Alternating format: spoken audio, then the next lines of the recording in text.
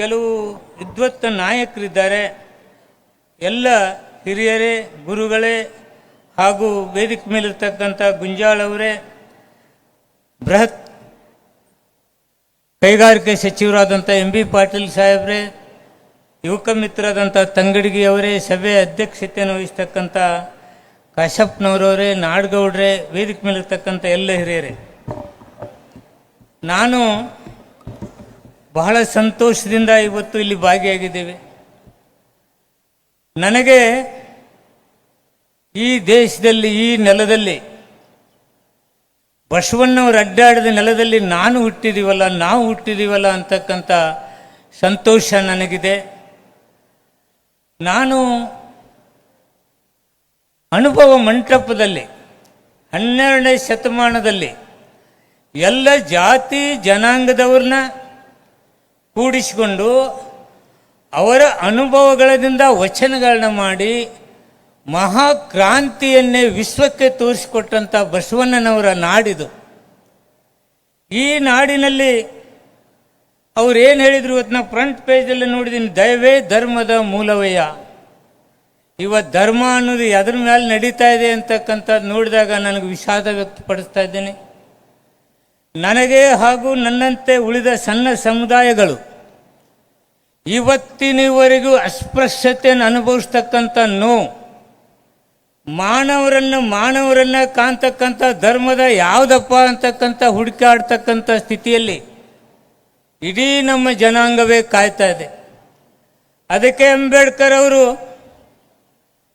ನಾನು ಇಲ್ಲಿ ಹುಟ್ಟಿದ್ದೀನಪ್ಪ ಈ ಧರ್ಮದಲ್ಲಿ, ಮತ್ತೆ ಈ ಧರ್ಮದಲ್ಲಿ ಸಾಯೋದಿಲ್ಲ ಅಂತಕ್ಕಂಥದ್ರಿಂದ ಬೌದ್ಧ ಧರ್ಮಕ್ಕೆ ಕನ್ವರ್ಟ್ ಆದರು. ಹಾಗೆ ಆ ವೇಳೆಯಲ್ಲೇ ಜಗಜೀವನ್ ರಾಮನ ಕರೆಸಿ ತಮಿಳುನಾಡಿನಲ್ಲಿ ಇಲ್ಲಪ್ಪ ಇದನ್ನೆಲ್ಲ ಸರಿ ಮಾಡ್ತೀವಿ, ಇಲ್ಲೇ ಇರಬೇಕಂದಾಗ ಜಗಜೀವನ್ ರಾಮ್ ಹೇಳಿದ್ರು ಈ ಧರ್ಮದಲ್ಲೇ ಉಳಿತಕ್ಕಂಥ ಪರಿಸ್ಥಿತಿ ನಮಗೆ ಬಂತು. 12ನೇ ಶತಮಾನದಲ್ಲಿ ನಡೆದಂಥ ಕಾರ್ಯಚಟುವಟಿಕೆಗಳು ಆವಾಗ ಮಾನವರನ್ನು ಮನುಷ್ಯರನ್ನಾಗಿ ಪರಿವರ್ತನೆ ಮಾಡ್ತಕ್ಕಂಥ ಬಸವಣ್ಣನ ಆಚಾರ ವಿಚಾರಗಳು ಇಲ್ಲಿ ತನ ಯಾಕೆ ಇನ್ನೂ ಅನುಷ್ಠಾನಕ್ಕೆ ಬರುವಲ್ಲಂತಕ್ಕಂಥ ನೋವು ನಮ್ಮನ್ನು ಕಾಡ್ತಾ ಇದೆ. ಏನಾಗಿದೆ 12ನೇ ಶತಮಾನದಲ್ಲಿ ಅಂತಹ ಬದಲಾವಣೆ ಮಾಡ್ತಕ್ಕಂಥ ಬಸವಣ್ಣ ಇವತ್ತು ಈ ಶತಮಾನದಲ್ಲಿರ್ತಕ್ಕಂಥ ನಾವುಗಳು ದಿನಂಪ್ರತಿ ನೋಡಿದಾಗ ತಂದೆ ಮಗಳನ್ನು ಹತ್ಯೆ ಮಾಡಿದ್ದು ಯಾಕಂದ್ರೆ ಮರ್ಯಾದೆ ಹೋಗ್ಬಿಟ್ಟಿದೆ. ಎಂಥ ಧರ್ಮ ಇದು? ಯಾವ ರೀತಿ ನಾವು ಜನರನ್ನು ಎಲ್ಲಿ ಒಯ್ತಾ ಇದ್ದೀವಿ? ಇದರ ಬದಲಾವಣೆ ಯಾವಾಗ ಆಗೋದು ಅಂತಕ್ಕಂಥ ಬೇಸರ ನಮಗಿದೆ. ದಿನಂಪ್ರತಿ ನೋಡಿದ್ರೆ ಪೇಪರ್ದಲ್ಲಿ ಆ ಧರ್ಮ ಅಂದ್ರಿ, ಈ ಧರ್ಮ ಅಂದ್ರಿ, ಅದಕ್ಕೆ ಅವಹೇಳನ ಮಾಡಿದ್ರಿ, ಇವಕ್ಕೆ ಅವಹೇಳನ ಮಾಡಿದ್ರಿ, ಬರೀ ಇದೇ ನಾವು ಚಿತ್ರದಲ್ಲಿ ನೋಡ್ತಕ್ಕಂಥದ್ದು, ಅಷ್ಟೇ ಮಾಧ್ಯಮದಲ್ಲಿ ನಾವು ನೋಡ್ತಕ್ಕಂಥದ್ದು. ದಿನಂಪ್ರತಿ ನೋಡಿ ನೋಡಿ ನೋಡಿ ನಮಗಂತೂ ಬೇಸರ ಆಗಿದೆ.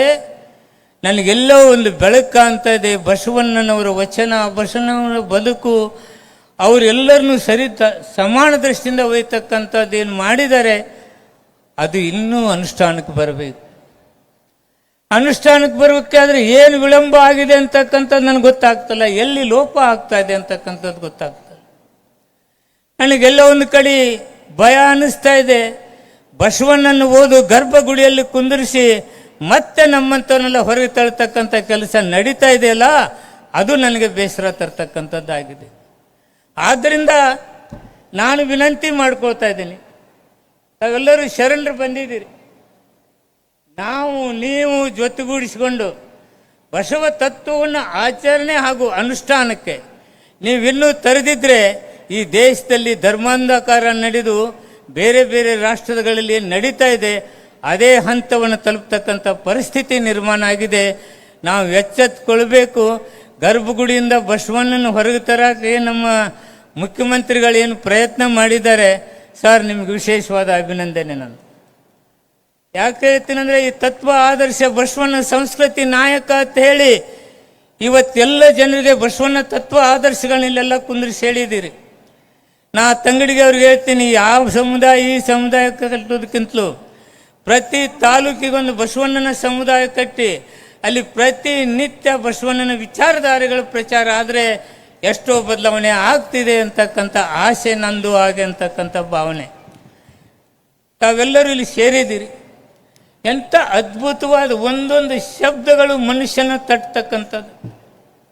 ಇದೇ ನಾನು ಮುಖ್ಯಮಂತ್ರಿಗಳು ಹೇಳಿದ್ರು, ಇವನಾರವ ಎನಿಸದಿರಯ್ಯ, ನಮ್ಮವ ಎಂದು ಅನಿಸಯ್ಯ. ಎಲ್ಲಿದೆಯಪ್ಪ? ಯಾವ್ಯಾವ ಧರ್ಮದಲ್ಲಿದೆ ಅಂತಕ್ಕಂಥದ್ದು ಹುಡುಕಾಡ್ತಕ್ಕಂಥದ್ದಿದೆ, ಅದೆಲ್ಲಿಲ್ಲ, ಎಲ್ಲಿ ಬಸವಣ್ಣವ್ರ ತಲೆ ಇದೆ. ಹಾಗಿದ್ರೆ ಆಚಾರವೇ ಸ್ವರ್ಗ, ಅನಾಚಾರವೇ ನರಕ ಅಂತ ಹೇಳಿದ್ರು. ನಾವೇನು ಹೇಳ್ತೀವಿ? ಕರ್ಮ ಸಿದ್ಧಾಂತವನ್ನು ಹೇಳ್ಕೊಂಡು ನಿನ್ನ ಹಿಂದಿನ ಜನ್ಮದ ಕರ್ಮಪ್ಪ ನಿಂಗಾಗಿದೆ ಅಂತ. ಅದಕ್ಕೆ ದಯಮಾಡಿ ವಿನಂತಿ ಮಾಡ್ಕೋತಿದ್ದೀನಿ, ಈ ತತ್ವ ಸಿದ್ಧಾಂತ, ಆಚರಣೆ, ಅನುಷ್ಠಾನ ಇವೆರಡಕ್ಕೂ ಹೆಚ್ಚಿನ ಮಹತ್ವವನ್ನು ಕೊಡ್ತಕ್ಕಂಥದ್ದು ತಾವು ಸಂತರು ಮಾಡಬೇಕು. ರಾಜಕಾರಣದಲ್ಲಿ ಇದ್ಕೊಂಡು ರಾಜಕಾರಣದಲ್ಲಿ ಸರ್ ತಾವು ಇದನ್ನ ಅನುಭವಿಸ್ತಕ್ಕಂಥದ್ದು, ಸರ್ವರನ್ನು ಸಮನಾಗಿ ಕಾಣ್ತಕ್ಕಂಥದ್ದು, ಎಲ್ಲಿ ಕಟ್ಟ ಕಡೆ ವ್ಯಕ್ತಿಗೆ ಸಹಾಯ ಮಾಡ್ತಕ್ಕಂಥ ನಿಮ್ಮ ಗುಣ ನಿಜವಾಗಿಯೂ ನಾನು ರಾಜಕಾರಣದಲ್ಲಿ ನಿಮ್ಮ ಕ್ಯಾಬಿನೆಟ್ದಲ್ಲಿ ನಾನೊಬ್ಬ ಕ್ಯಾಬಿನೆಟ್ ಮಂತ್ರಿ ಆಗಿದ್ದೀನಲ್ಲ ಅಂತಕ್ಕಂಥ ಧನ್ಯವಾದಗಳನ್ನ, ಖುಷಿಯನ್ನು ನಾನು ಇವತ್ತು ಹಂಚ್ಕೊಳ್ತೀನಿ ತಮ್ಮ ಜೊತೆ.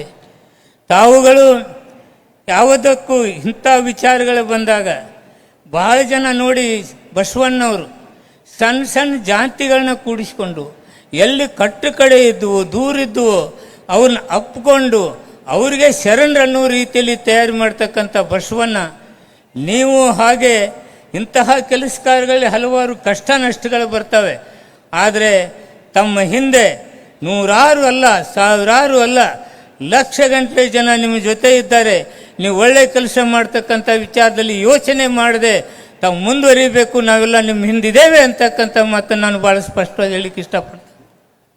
ಹೆಚ್ಚಿಗೆ ಇನ್ನೂ ಏನೇನೋ ಮಾತಾಡಬೇಕು, ಆದರೆ ಅವ್ರಿಗೆ ನಾವು ಟೈಮ್ ಕೊಡಬೇಕು. ಸಾಹೇಬ್ರು ಮಾತಾಡಬೇಕು, ಅವ್ರ ವಿಚಾರಧಾರೆಗಳನ್ನ ತಿಳಿಸ್ಕೋಬೇಕು. ಅದಕ್ಕಾಗಿ ನಾವು ಇನ್ನೂ ಕಾಯ್ಕೊಂಡು ಕೂತ್ಕೊಂಡಿದ್ದೀವಿ. ಗಂಜಾಳ್ ಅವರಿಗೆ ಕೊಟ್ಟಂಥ ಪ್ರಶಸ್ತಿಗೆ ನಾನು ಖುಷಿ ಪಡ್ತೇನೆ ಹಾಗೆ ಅಂತಕ್ಕಂಥ ಮಾತನ್ನು ಹೇಳಿ, ದಯಮಾಡಿ ಬಸವ ತತ್ವದ ಬಗ್ಗೆ ತಾವೆಲ್ಲರೂ ಇದನ್ನು ಮನೆಗೆ ಮುಟ್ಟಿಸೋದಷ್ಟೇ ಅಲ್ಲ, ಆಚರಣೆಗೆ ತರ್ತಕ್ಕಂಥ ಕೆಲಸ ನಿಮ್ಮೆಲ್ಲರದ್ದು ಆಗಬೇಕು ಹಾಗೆ ಅಂತಕ್ಕಂಥ ಮನವಿಯನ್ನು ಮಾಡಿಕೊಂಡು ಈ ಶ್ರೇಣೀಕೃತ ಜಾತಿ ವ್ಯವಸ್ಥೆಯಲ್ಲಿ ನಮ್ಮೆಲ್ಲರನ್ನು ಎಲ್ಲ ದೃಷ್ಟಿಯಿಂದ ಮುಗಿಸ್ತಕ್ಕಂಥ ಹಲವಾರು ವಿಚಾರಧಾರೆಗಳು ಕೆಲವರಲ್ಲಿದ್ದಾವೆ. ಆ ಮನುವಾದಿಗಳಿಂದ ನಾವು ದೂರ ಬರದೇ ಇದ್ದರೆ, ಮನುಷ್ಯರಾಗಿ ಇರದೆ ಎಲ್ಲ ಜಾತಿಗಳನ್ನ ವಿಂಗಡಣೆ ಮಾಡಿ ನಮ್ಮಲ್ಲಿ ದ್ವೇಷ ಹುಟ್ಟಿಸಿ ಅದನ್ನು ವಿಚಾರವನ್ನು ಜನತೆ ತಲೆಯಲ್ಲಿ ಹಾಕ್ತಕ್ಕಂಥವ್ರ ಬಗ್ಗೆ ಎಚ್ಚರಿಕೆಯನ್ನು ವಹಿಸಬೇಕು ಹಾಗಂತಕ್ಕಂಥ ಮನವಿಯನ್ನು ಮಾಡಿಕೊಂಡು ಮಾತಿಗೆ ಮಾನ್ಯ ಸಚಿವರಾದ ಶ್ರೀ ಆರ್ ಬಿ ತಿಮ್ಮಾಪುರ ಅವರಿಗೆ ವಂದನೆಗಳು. ಕನ್ನಡ ಮತ್ತು ಸಂಸ್ಕೃತಿ ಇಲಾಖೆಯ ಸಚಿವರಾಗಿ ಇಲಾಖೆಗೆ ಹೊಸ ಮೆರಗನ್ನ ತಂದಿರುವಂತವರು ಶಿವರಾಜ್ ಎಸ್ ತಂಗಡಿಗೆ ಅವರು. ಸ್ವಾಗತಿಸಿ ಬಂಧುಗಳೇ, ಚಪ್ಪಾಳೆಗಳ ಮುಖೇನ.